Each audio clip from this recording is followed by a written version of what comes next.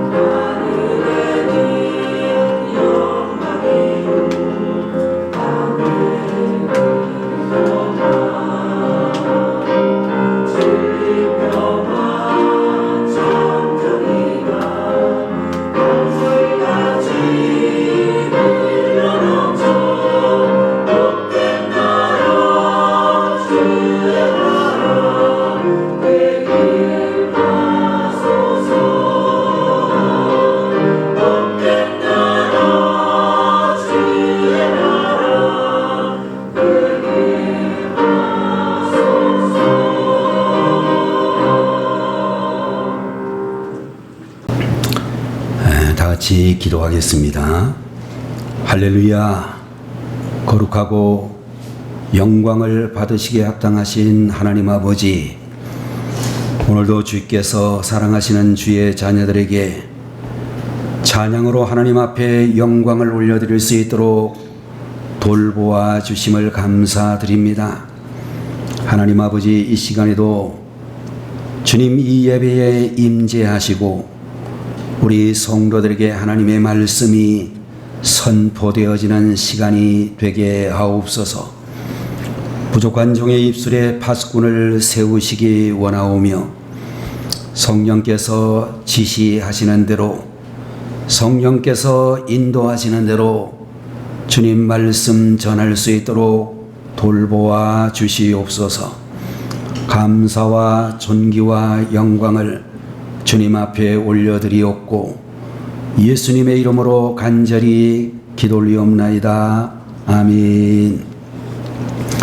오늘 이 시간에는 데살로니가 전서 5장 19절에서 22절까지 있는 말씀을 가지고 성령님의 활동을 제한하지 마십시오 라는 제목의 말씀을 함께 보도록 하겠습니다.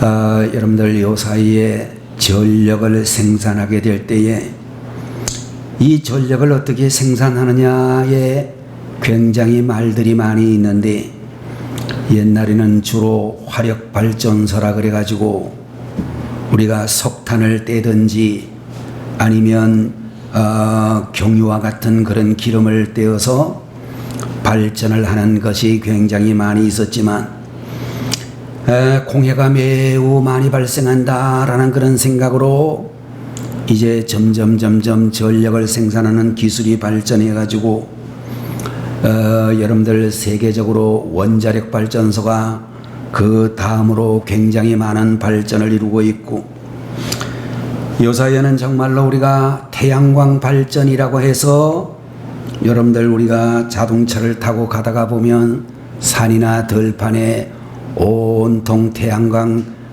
전기 열판이 잘 건설되어져 있는 것을 볼 수 있기도 하고, 강원도 평창이라든지 포항이나 여수와 같은 그런 바닷가에 가보게 되면 엄청난 날개를 가지고 있는 풍력 발전기가 돌아가고 있는 것을 많이들 볼 수 있을 것입니다.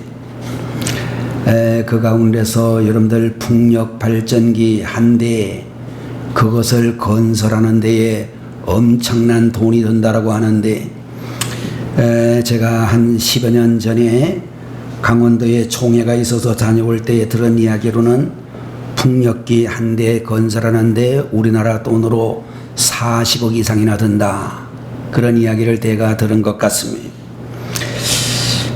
높이가 한 80m에 달하고 날개의 길이가 40m에 이르는 대단한 그런 풍력 발전기들을 많이 볼 수 있습니다.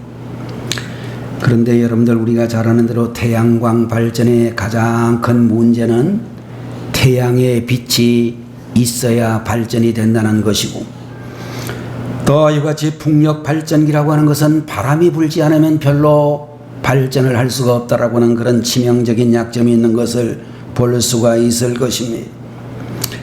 여러분들 우리가 잘 알고 있는 대로 예수님께서 십자가에 달리시기 전에 최후의 만찬을 하시게 될 때에 정말로 베드로에게 주님께서 모든 제자들에게 말씀하시기를 오늘 밤에 너희가 다 나를 버리리라, 그런 예언을 하시자 마태복음 26장을 보게 되면 베드로가 말하기를 모두 주를 버릴지라도 나는 결코 버리지 않겠나이다 호언장담을 했는데, 여러분들 12시간도 채 지나지 않아서 새벽딱 울기 전까지 그는 예수님을 3번씩이나 부인하고 마지막에는 모른다고 할 뿐만 아니라 저주까지도 했다, 이런 이야기가 기록이 되어져 있습니다.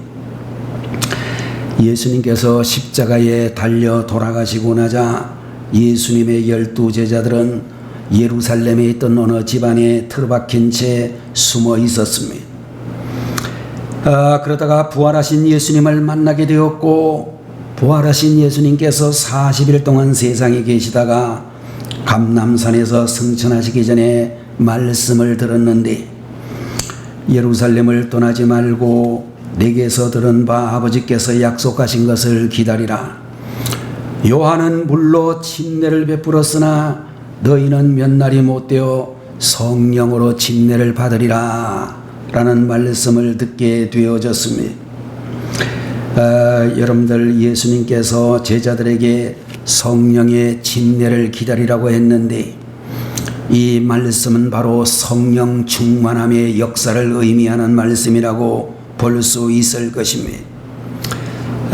제가 어렸을 때 초등학교 6학년 때에 고향인 경상도 예천에서 서울로 이렇게 전학을 왔습니다. 서울의 용산구 서빙고 동이라고 하는 데가 있는데 거기에서 제가 서빙고 초등학교를 졸업했습니다. 서빙고라고는 동네가 무슨 뜻인지 그때는 잘 몰랐는데요, 이 서빙고라고는 동네는 요즘으로 말하게 되면 냉장고 역할을 하는 왕실 창고가 있다고 해서 서빙고라고는 그런 이름을 붙이게 되었습니다. 옛날 조선시대에 냉장고가 발명되지 않았던 그런 때였기 때문에 한겨울에 꽁꽁 얼어붙은 한강의 얼음을 잘라가지고 서빙고에 있는 깊은 창고에 넣어두었다가 더운 여름철에 꺼내 먹었다라고 알려져 있는데, 그 얼음은 아무나 먹을 수가 없었고 왕이 먹고 또 높은 관직에 있는 사람들이 먹었던 그런 아주 특별한 사람들만이 먹었다라고 하는 것입니다. 그러나 여러분들 요사이는 대통령뿐만 아니라 높은 사람들뿐만 아니라 누구나 다 같이 가정에 냉장고를 소유하고 있어서 겨울이 아니라 한여름에도 누구든지 얼음을 꺼내 먹을 수 있는 좋은 시대를 살아가고 있습니다.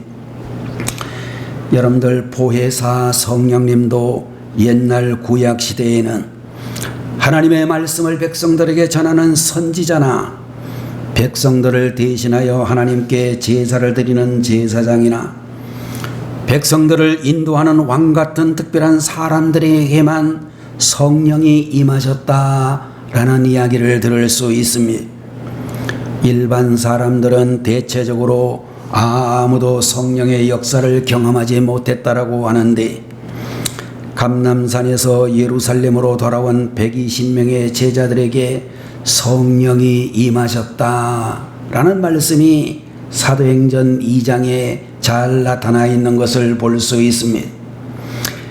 여러분들 예수님께서 부활하시고 40일 동안 땅에 계시다가 이제 승천하신 지 열흘이 지나 계속해서 기도하고 있을 때 오순절 날이 이르게 되었을 때에 그 자리에 성령의 역사가 임하셨다라고 말씀을 해주시고 있습니다. 마가의 다락방에서 기도하던 120명 성도들 모두에게 성령의 역사가 강력하게 임했던 그간 정말로 오늘날 우리가 성령 강림절 주일로 기념하여 지키고 있는 오늘 주일의 이야기가 되겠습니다. 사도행전 2장 38절에서 39절을 보게 되면 너희가 회개하여 각각 예수 그리스도의 이름으로 침례를 받고 죄사함을 받으라. 그리하면 성령의 선물을 받으리니 이 약속은 너희와 너희 자녀와 모든 먼데 사람 우리 하나님이 얼마든지 부르시는 자들에게 하신 것이라 이렇게 말씀해 주시고 있습니다. 여러분들 회개하고 구원받아 하나님의 자녀가 된 사람들이라면 간절히 기도하는 가운데 누구나 성령 침례의 은혜를 경험할 수 있다라고 말씀을 해 주시고 있고 예루살렘에 사는 유대인들 뿐만 아니라 이방 땅에 살고 있는 로마인들과 모든 이방인들에게도 성령의 강권적인 은혜가 임하였다라고 말씀하고 있습니다. 그 후에 성령님은 독일 사람에게도 영국 사람에게도 미국 사람에게도 중국과 일본과 우리 한국 사람들에게도 성령의 충만함을 부어주신 줄로 그렇게 믿습니다.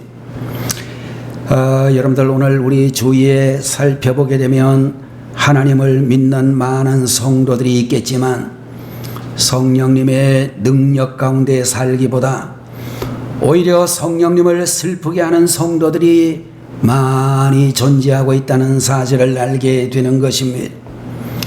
교회를 오랫동안 출석하고 있음에도 불구하고 신앙이 자라지 않는다면 성령의 근심거리다 그렇게 이야기할 수가 있고 매 주일마다 말씀을 듣고 있으면서도 항상 말씀을 듣는 일에 갈급하지 않는다면 주님을 슬프시게 하는 사람이라고 이야기할 수 있을 것입니다.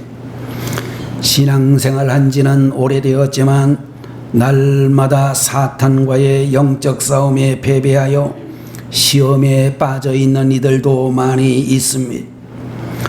여러분들 바울 선생님은 그런 사람들에게 날마다 승리하는 삶의 비결을 변화하고 성숙할 수 있는 비결을 성령 충만의 비결을 우리에게 가르쳐 주시고 있습니다. 오늘의 본문 말씀을 보게 되면 성령을 소멸하지 말며 예언을 멸시하지 말고 범사에 헤아려 좋은 것을 취하고 악은 어떤 모양이라도 버리라 이런 말씀을 해 주시고 있습니다. 오늘 여러분과 제가 보고 있는 19절의 성령을 소멸하지 말며 라고는 이 말씀을 현대인의 성경이라는 성경을 보게 되면 성령님의 활동을 제한하지 말며 이렇게 번역을 하고 있는데, 오늘 설교 말씀의 제목을 이 말씀으로 정해 보았습니다. 우리가 어떻게 하면 성령님의 활동을 제한하지 않고 성령님과 동행하며 살 수 있을 것인가? 첫 번째로 우리가 성령님에 대하여 알아야 한다라고 말씀해 주시고 있습니다. 여러분들 고린도전서 2장 10절의 말씀에 오직 하나님이 성령으로 이것을 우리에게 보이셨으니 성령은 모든 것 곧 하나님의 깊은 것까지도 통달하시느니라, 그렇게 말씀을 해 주시고 있습니다. 우리가 모르는 일도 성령님은 다 아신다라고 말씀하고 있습니다. 에베소서 4장 30절을 보게 되면 하나님의 성령을 근심하게 하지 말라, 그 안에서 너희가 구원의 날까지 인치심을 받았느니라 라고 하는 말씀을 보게 되면 성령님은 감정을 가지고 계신다는 것을 볼 수 있습니다. 여러분들, 성령께서는 슬퍼하시고 성령께서는 기뻐하시고 성령은 근심하시고 성령은 탄식하시는 감정을 가지고 계시는 하나님의 영이라고 말씀해 주시고 있습니다. 고린도전서 12장 11절의 말씀을 보게 되면 이 모든 일은 같은 한 성령이 행하사 그 뜻대로 각 사람에게 나누어 주시느니라 라고 말씀하고 있는 것처럼, 성령님은 또한 의지를 가지고 계시고 의지를 가지고 행동하신다라고 말씀해 주시고 있습니다. 여러분들, 지적인 것과 정적인 것과 의지력을 가지고 계시는 인격체가 되시는 성령님을 여러분과 저는 인격적으로 대접을 해야 되는 것입니다. 우리가 성령님을 인격적으로 인정하고 환영하고 대화를 해야 성령님과 동행할 수 있으며 성령님의 도우심을 받을 수 있다라는 것을 알 수 있습니다. 가정의 예를 들어보겠습니다. 여러분들, 오래전에 어떤 남자 집사님은 집안에서 손끝 하나도 까딱하지 않는 그런 집사님이 계셨다라고 하는 것입니다. 밥을 먹고 나서 자리에서 일어나게만 해도 물주전자가 손에 닿을 터인데 부인을 보고 물 가져오라고 말을 하고, 물 마시고 와서는 커피 내와야지 라고 말을 하고, 있는 자리에서 손만 뻗어도 신문을 집을 수가 있는데 신문 달라라고 하는 등, 그렇게 정말로 황제처럼 사는 그런 이들이 있다는 것입니다. 만일 요 사이에는 그런 사람 별로 없겠지만 이 자리에 계시는 우리 여성도님의 남편들이 이렇게 행동을 하면 어떻게 반응을 하실 것입니까? 여러분들, 어떤 자매는 해도 너무하네요. 내가 지금 얼마나 힘든 줄 아세요? 내가 당신 파출부가 아니잖아요. 제발 나를 인격적으로 대해주세요 라고 남편에게 이야기할 수도 있을 것이고, 열을 너무 많이 받은 그런 상태라고 하면 말하기를, 야 이놈아, 너는 손이 없냐 발이 없냐, 내가 네 파출부냐, 나를 좀 인격적으로 대해줘라, 그렇게 욕을 좀 붙여서 이야기할 수도 있을 것입니다. 여러분들, 우리나라 모든 대부분의 남자들이 그야말로 가부정적인 그런 사회 속에서 살아왔습니다. 제가 기억나기로는 우리 아버지도 그런 시대를 잘 사셨다라고 생각이 되어지는데 우리 어머니 속이 얼마나 터졌을까, 그런 생각이 많이 들기도 합니다. 아마 요사이도 이렇게 행동하는 남편이 되었다가는 밥도 제대로 얻어먹지 못하는 상황이 되지 않을까, 그런 생각이 들기는 합니다. 여러분들, 어떤 성도의 가정이든지 여러분의 가정이 평안하기 위해서는 남편이 아내의 인격을 인정하고 아내도 남편의 인격을 인정해 주는 가정이 되어야 될 것입니다. 부모는 아무리 나이가 어린 자녀라 할지라도 어린 자녀를 짐승같이 대하지 말고 자녀를 인격체로 인정해 주어야 될 줄로 믿습니다. 가족 관계뿐만 아니라 세상에서의 인간관계도 마찬가지로 다른 사람으로부터 사람 대우를 받지 못하고 인정받지 못한다면 그 사람과의 관계는 자동으로 멀어질 수밖에 없을 것입니다. 나를 인정해 주지도 않고 환영해 주지도 않는 곳이라면 가기 싫은 것이 사람의 마음일 것입니다. 여러분들 성령님도 인격자가 되시기 때문에 우리가 인격적으로 대해드려야 되고 그러지 않으면 성령과의 교제는 단절되게 된다는 것을 기억하셔야 되겠습니다. 베니힌이라고는 참으로 성령으로 충만하신 목사님이 쓰신 안녕하세요 성령님이라는 책이 있는데 그 책을 보게 되면 이 베니힌 목사님은 매일 아침 자고 일어나서 제일 먼저 하는 말이 성령님 안녕하세요.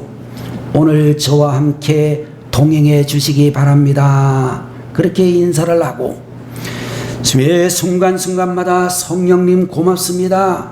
성령님 어떻게 할까요? 라고 하면서 항상 성령과 교제를 한다고 하는 그런 말씀을 해 주시고 있습니다.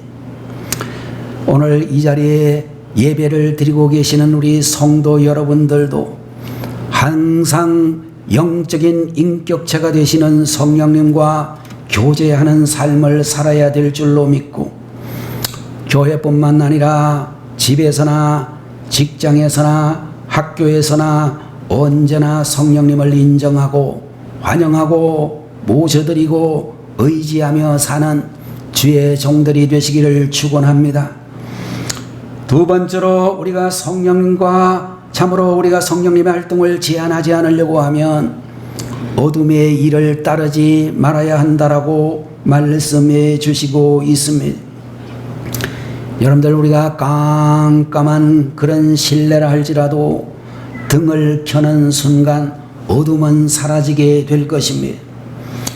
그러나 아무리 멋진 장식을 해놓았다 할지라도 실내 등을 끄는 순간 그 방 안은 어두워질 수밖에 없다는 것입니다. 어둠과 빛은 함께 공존할 수가 없고 우리가 어둠의 일을 따를 때 성령님이 소멸된다라고 성경은 우리에게 가르쳐주고 있습니다. 요한일서라는 성경의 1장 5절과 6절을 보게 되면 하나님은 빛이시라 그에게는 어둠이 조금도 없으시니라.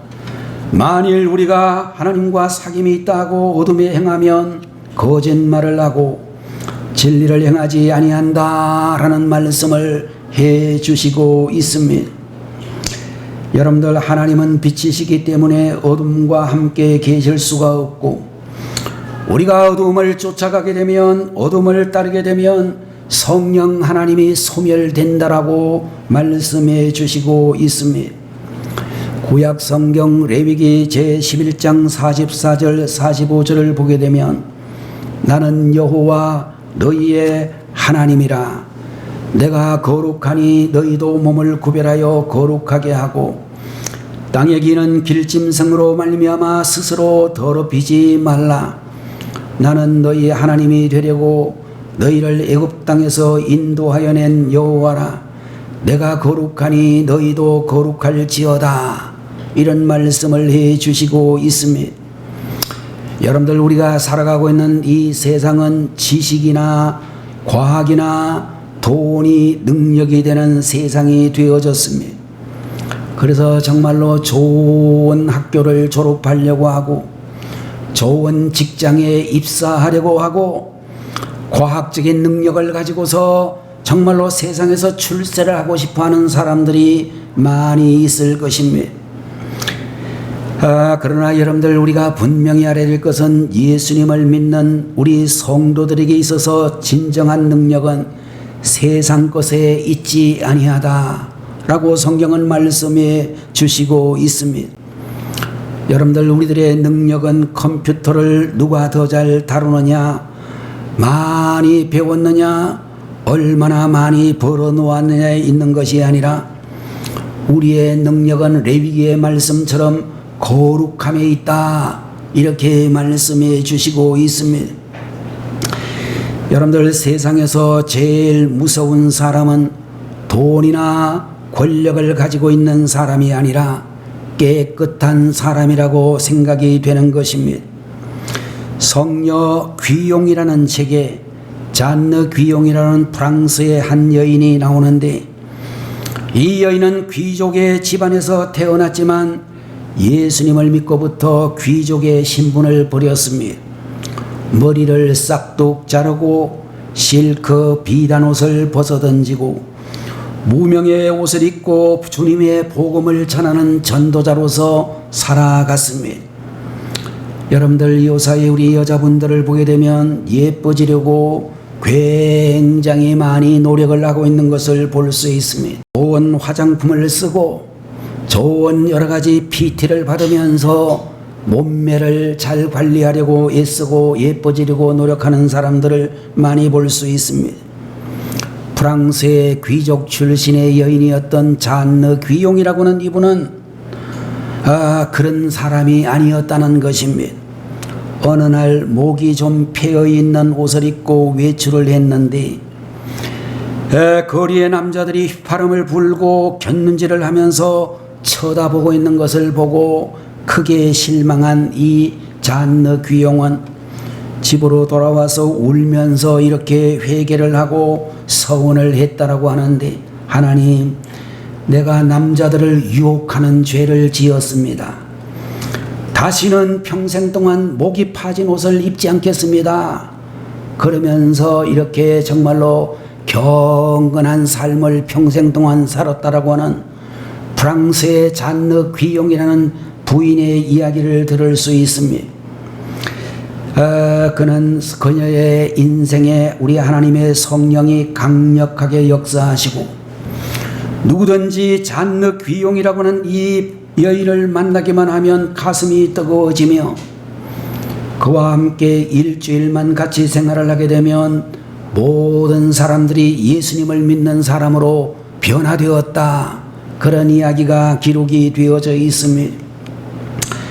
여러분들, 무엇을 말하고 있는 이야기인가 하면 거룩이 능력이라는 것을 주제로 한 그런 이야기라고 볼 수 있습니다. 여러분들, 이 세상에서 능력 있는 사람 되고 싶다면, 거룩한 성도의 삶을 바로 사시면 우리는 다른 사람에게 거룩한 사람으로 살게 될 때에 능력 있는 사람이 된다는 것입니다. 여러분들, 우리는 성령님을 근심시키지 않기를 바라고 어둠을 따르지 아니함으로 성령님과 동행하는 정말로 거룩한 삶의 주인이 되시기를 축원하는 것입니다. 세 번째로, 성령님의 활동을 제한하지 않는 그런 방법은 우리의 입술이 거룩한 입술이 되어야 한다라고 말씀해 주시고 있습니다. 여러분들, 히브리서 3장 7절에 보면, 그러므로 성령이 이르신 바와 같이 오늘날 너희가 그의 음성을 듣거든 노하심을 격동하여 광야에서 시험하던 때와 같이 너희 마음을 강팍게 하지 말라, 그런 말씀을 해 주시고 있습니다. 여러분들, 이스라엘 백성들이 모세의 인도를 받아 광야를 지나오게 될 때에 하나님을 믿지 않고 가는 곳마다 원망을 했다, 그런 이야기가 여러분들, 우리가 출애굽기, 민수기, 신명기 이런 성경을 보면은 수도 없이 나타나고 있는 것을 볼 수 있습니다. 이스라엘 백성들은 그저 입만 열면 불평 덩어리였습니다. 우리나라 대한민국 사람들도 제가 보니까 감사보다는 불평이 많은 사람들이다, 그런 생각을 하지 않을 수가 없습니다. 우리는 그저 입만 열면 이런저런 부정적인 이야기들을 쏟아넣는 그런 경향을 지니고 있습니다. 남편에 대해서, 부인에 대해서, 부모에 대해서, 자녀에 대해서 여러분들 불평하면 그 집안은 행복한 집이 될 수 없습니다. 회사에 대해서 여러분들 직원에 대해서 불평하는 사측과 노동층이 되면 그야말로 그 회사는 결코 행복한 회사가 될 수 없을 것입니다. 여러분들 우리 성도들은 불평 원망하지 않는 감사가 충만하신 그런 분들이 되었으면 좋겠습니다.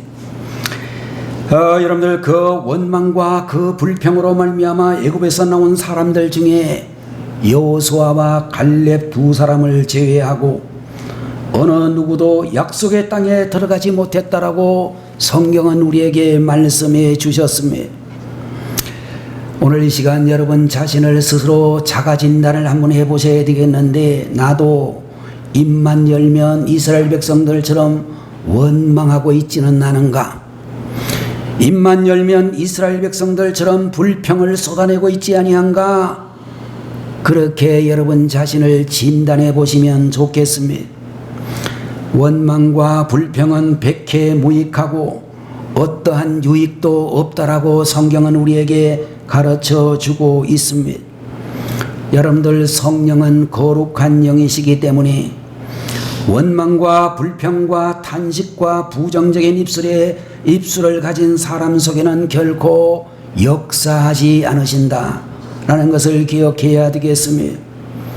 거룩하신 성령님과 동행하기 위해서는 원망과 불평을 여러분의 입술에서 제거해 버리시는 그런 성도님들 되시기를 바라고, 또 거룩하신 성령님과 동행하기 위해서 우리의 입술이 정직하고 깨끗한 입술이 되어야 될 줄로 분명히 믿는 것입니다.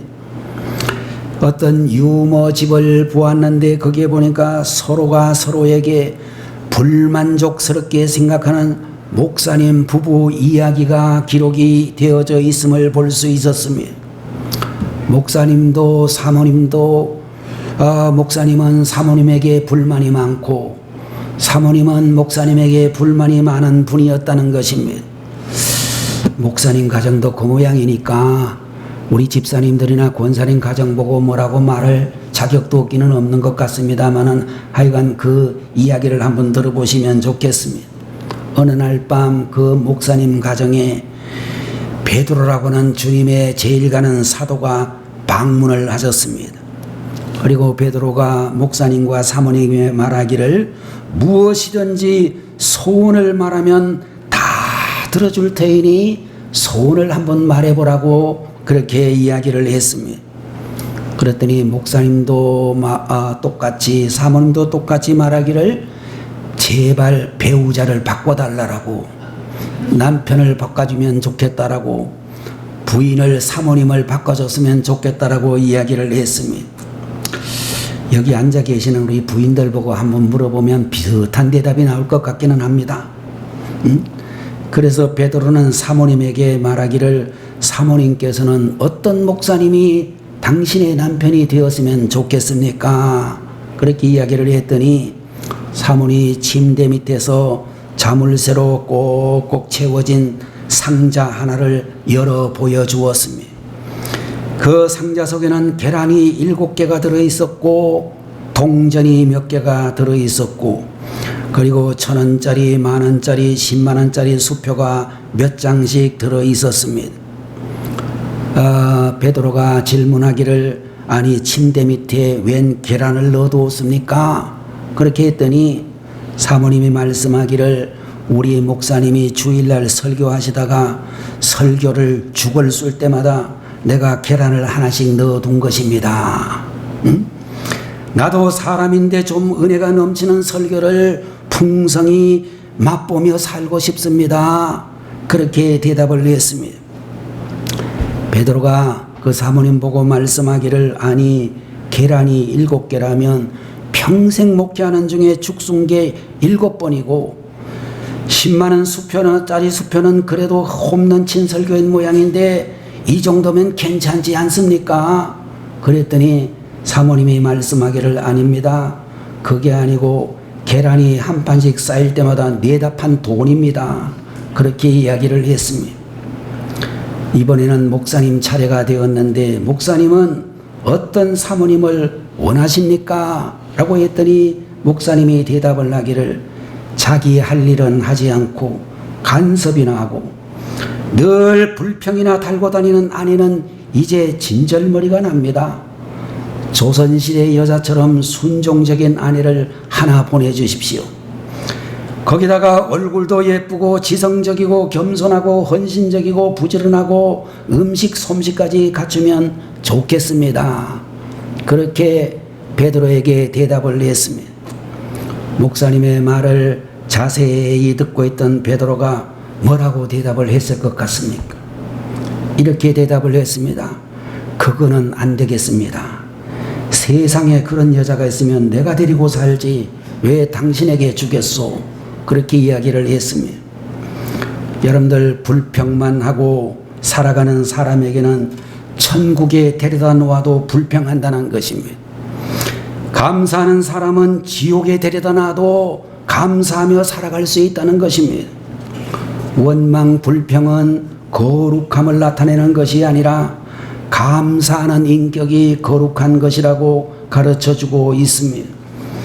범사에 믿음을 가지고 감사하는 생활을 할 때 주님이 기뻐하시고 그런 사람들에게 성령께서 강력하게 임하실 줄로 믿는 것입니다. 유명한 철학자 루스라고 하는 사람은 연령별로 다른 특징이 있다라는 그런 말을 해주고 있는데 인간은 보통 10대에는 먹는 것이나 과자에 의해서 움직이고 20대가 되면 사랑 즉 연인에 의하여 움직이고 30대는 쾌락에 의하여 움직이고 40대는 야심에 의하여 움직이고 50대는 탐욕에 움직이고 60대에는 명예에 의하여 움직인다. 그런 이야기를 했다라고 알려져 있습니다. 여러분들 그렇다라고 한다면 우리 그리스도인은 무엇에 의하여 움직여야 되는 사람인가? 여러분들 오늘 본문 성경은 우리에게 우리 모든 성도들은 지구상에 있는 모든 그리스도인들은 성령님에 의하여 움직이는 사람이 되어야 한다 라고 우리에게 말씀하고 있는 것입니다. 그러므로 성령님의 활동을 제한하지 말아야 될 것이며 성령님을 소멸시키지 말고 날마다 성령님과 동행하고 성령님의 인도를 받으며 성령님의 도우심을 받는 삶을 살아가는 우리 모든 성도님들이 되시기를 주님 이름으로 축원합니다. 기도하겠습니다. 거룩하신 하나님 아버지, 오늘 시간에도 성령님의 활동을 제한하지 마십시오라는 제목으로 주께서 말씀해 주시니 감사합니다. 성령님에 대하여 알아야 되고 어둠의 일을 절대로 따르지 말아야 하며 우리의 입술이 거룩한 입술이 되어야 될 줄로 믿습니다. 우리 아버지 하나님 성령님을 소멸하지 말고 날마다 성령님과 동행하게 하시고 성령님의 인도와 성령의 도우심을 받는 우리 한국교회 모든 성도님들, 영광교회 모든 주의 사랑하는 자녀들이 다 되게 하시옵소서. 예수님의 이름으로 간절히 기도 올리옵나이다. 아멘. 지금은